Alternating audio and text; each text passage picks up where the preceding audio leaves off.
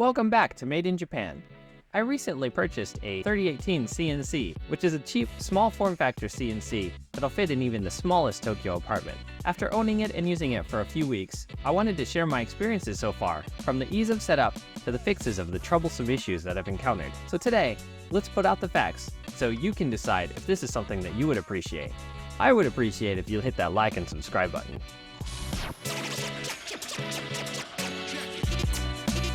For as long as I can remember, I have wanted a CNC. I've wanted to be able to cut and engrave my own inventions, solutions, and just make things. The 3018 was my first step towards that dream. So what makes the 3018 CNC stand out from the crowd? Glad you asked. Well, for starters, it's compact, and it fits just about any budget, at around $150, or 25,000 yen. Despite its small size, it packs quite a punch when it comes to cutting, carving, and engraving in various materials like wood, plastic, and even maybe aluminum. The 3018 gets its name from its build size. The bed is 30 by 18 centimeters, with the Z engraving depth of 4.5 centimeters. There's no real official brand for these CNCs, so we can find all kinds of knockoffs without an original. The motor on the one I bought is a 775 spindle motor, running at 24 volts and about 10,000 RPM. It can carve softer woods and plastics, and it can even handle light etching or engraving aluminum, but at a very slow pace. It comes with the expected beat-up cardboard box, with most of the parts snuggled into closed-cell foam. All we have for instructions is a single page, which is really all we need. Just dump out the box and we have a CNC. But if the wizard isn't cooperating and you've built an IKEA dresser, you'll probably be fine. Even a toddler can do it. Let's first start assembling the bed. We'll use the larger bolts and screw them into the rail brackets. Thread the nuts on lightly so we can slide the brackets onto the bed. When we slide them onto the bed, we want to use the side with 3 slots in it. The best way to arrange the brackets is like this, with the larger side of the bracket towards the inside.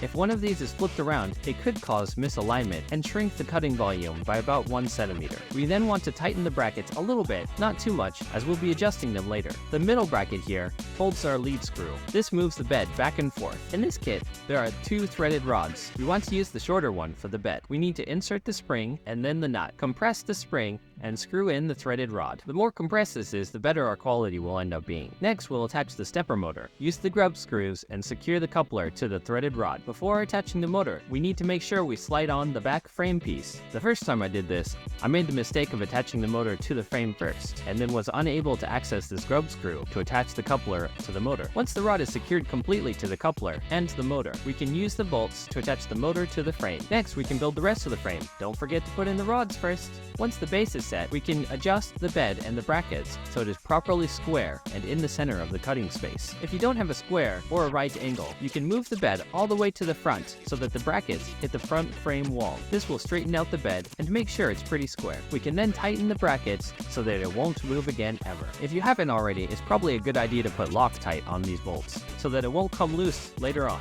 Now that the base is built, let's move on to the top. There are 2 walls. The one with the bigger hole should go on the right. This is where the motor will mount to. Start by pushing the 6 bolts through and lightly thread the nuts onto the bolts so that they are barely hanging on. Then we want to line them up into 2 parallel lines so we can push it through the slots on the base frame. We will then tighten them a little bit as we will be adjusting this later. We want it just tight enough so it doesn't fall off. It's probably a good idea to build the rest of the top first before we put on the second wall. But I wanted to challenge myself, I guess, and put on both walls before doing the middle bit. Screw the longer threaded rod through the head unit. Just like the bed, make sure to compress the spring for better cutting quality. I feel like the maker of this kit could have put the spring nut on the other side of the head unit, but what do I know? I'll just have to twist the thread all the way so I can get my screwdriver in here later. Slide the 2 longer support rods through the head unit and attempt to line them up on the walls. Use the bolts to secure the rods in place, and then we can slide it over and connect the coupler and the motor to the threaded rod. Then connect the motor to the frame. Last, we want to connect the 2 support beams in the back, and we're almost done. Before we tighten everything down, we want to make sure that everything is aligned. If the top part of the frame is not square, or too far forward, it will affect the quality and the cutting volume. First, let's tighten the screws on the top of the frame, starting with the rods, then the support beams, and then we can push the top of the frame back so that the drill can just barely touch the corner of the bed when the bed is fully extended. Then, tighten the top of the frame to the bottom. Go around one more time and confirm all the screws are nice and tight, and then it's onto the wiring. The main board connects to the top support bars and is clearly labeled, so it's very easy to wire up. The motor on the head unit is the Z-axis, the one on the top of the frame is the X, and the one on the bottom back is the Y. Everything is clearly labeled on the main board, so we'll plug those in, and we can see here that we have pins for end switches. They're not included in most kits, but I had a few laying around, so I might add those later. Connect the drill motor power cable, and we're good to go. Let's plug in the power, and what the heck? After checking all the connections and playing with the controller, I decided that there was either an issue with the main board or I just have no idea what I'm doing. So really, it's about a 50-50. I put the machine aside for a little while I researched the problem and promptly forgot about it. 3 weeks later. After a minute, I decided it'd be a waste to let it sit there.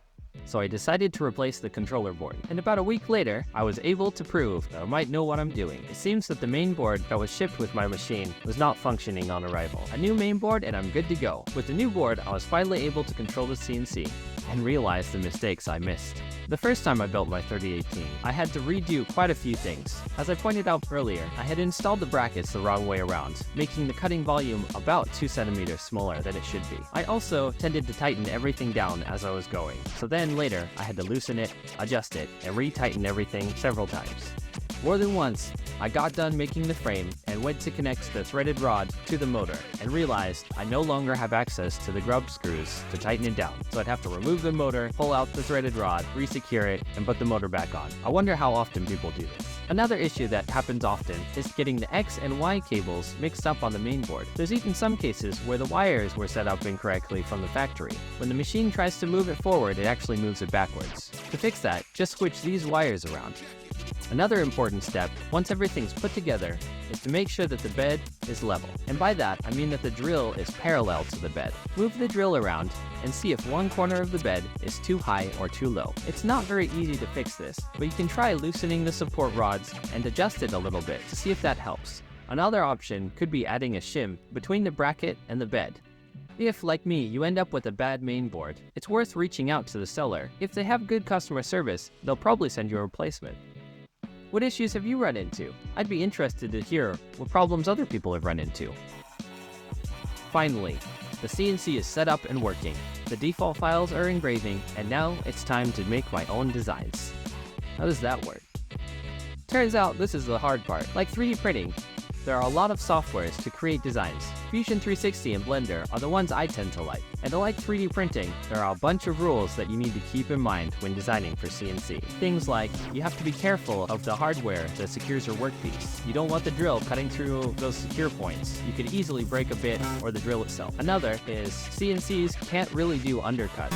So in your design, there cannot be any overhangs. We also need to make sure that all the parts and pieces are secured to the bed in the ends, so that there's no loose parts flying around, potentially damaging the machine or yourself. There's a lot to learn, and I'm a ways to go. So far, I've only used it to make a pick plate for my custom guitar and a front plate for my gaming desktop, but I plan on using it for more case mods and a few other projects I have coming out. Make sure you like and subscribe if you want to see those in the future. Perhaps after getting used to the CNC, I'll do a lesson on how to design and export the file for the 3018. Keep an eye out for that video.